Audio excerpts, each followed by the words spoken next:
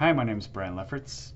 I'll be reporting today on an article titled Predictors of Tuberculosis, Application of a Logistic Regression Model.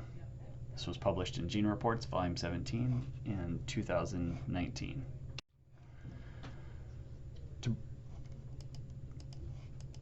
Tuberculosis is a bacterial disease caused by Mycobacterium tuberculosis.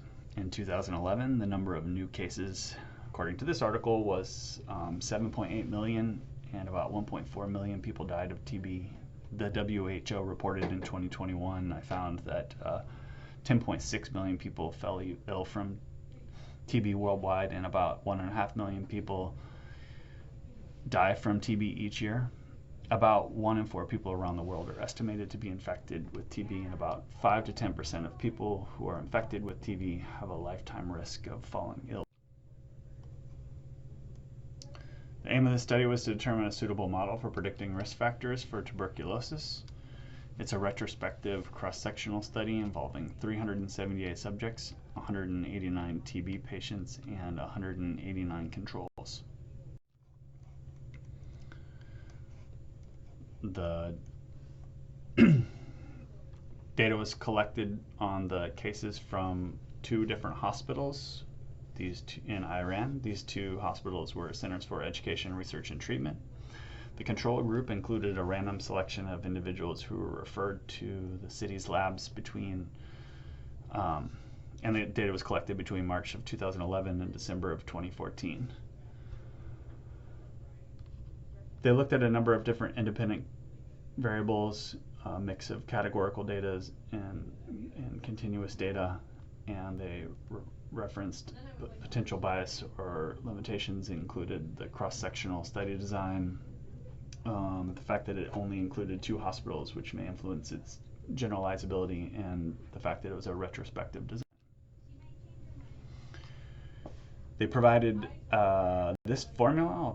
I'll talk a little now about the statistical methods. This is the formula that they used to calculate the sample size that they needed.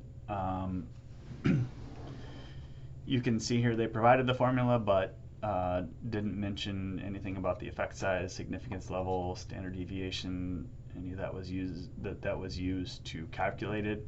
And they also gave a couple different definitions for sigma here, neither of which were standard deviation. They referenced Peduzzi et al. Here, but that wasn't included in the reference list. And when I looked that up, it was related to the fact that that article was related to how a low number of events per variable in a logistic regression. The data was analyzed using SPSS software 22 that calculated logistic regression and chi-square tests, and a p-value of less than 5 were considered significant. It was stated in the article that a logistic regression model was fitted to the data and used to predict TB. They reported that this could be used to calculate the odds ratios using the coefficients in the model, and provided this formula. The log odds were not provided. Only vitamin D, hemoglobin, and BMI were considered significant and included in the model. The method that they used for selecting these variables was not reported on.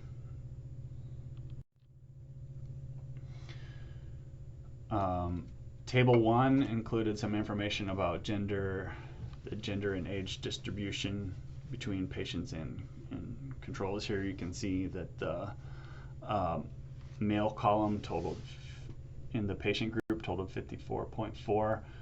However, in the text, they reported it was 53.4. In the control group, the male column in the table totaled 52.8, but in the text it was 51.8. The female columns matched with what was in the text. Both the patient group total and the control group total came to 101, which I thought was odd. Table 2 here included information about the binary categorical data that was used in the analysis. P-values for this were provided. you can see table 2 from the text on the right. I calculated p-values in SAS from the data from this table, and came up with the p-values here on the bottom left. I also included odds ratios and their corresponding 95% confidence intervals. And these were sometimes different from what I calculated was sometimes different from what they calculated. Table 3 included the continuous variables that were used in the regression analysis. I'm not totally sure how they came up with these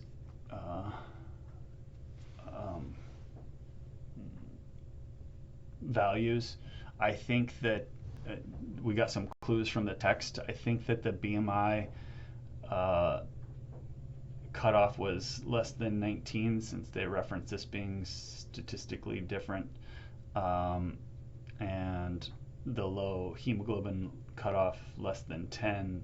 They stated that the TB group had a significant difference compared to the controls at this level, and that patients in the TB group with a severe deficiency of vitamin D below 25 were observed to be different from the control group. So when I put those values into SAS, I also came up with the odds ratios and 95% confidence intervals and p-values that are listed below.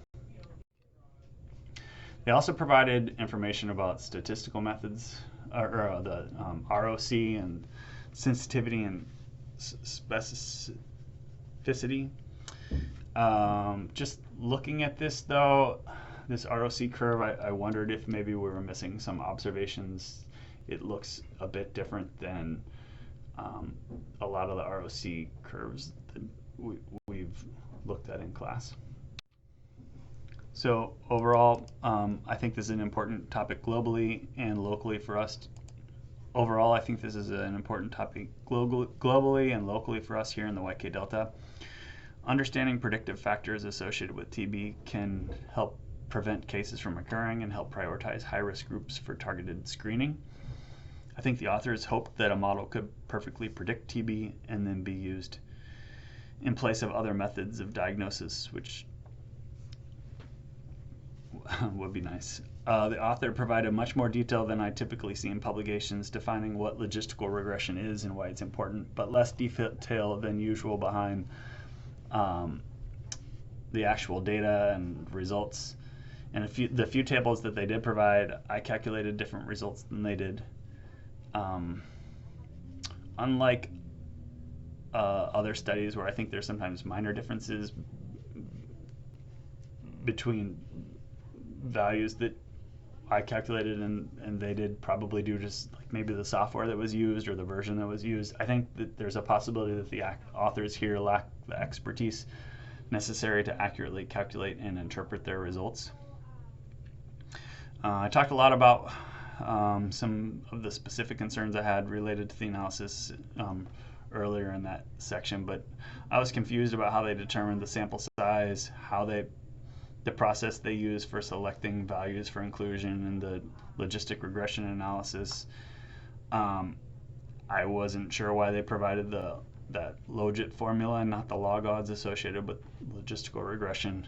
And given the large difference in smoking in the control and TB groups, I was surprised it wasn't in the model. I thought a lot of the tables weren't clearly labeled and they didn't always add up, and the values I calculated didn't match what they came up with. The concept's good. This covers many of the topics that we covered in class. However, in general, statistics I think are important to understand.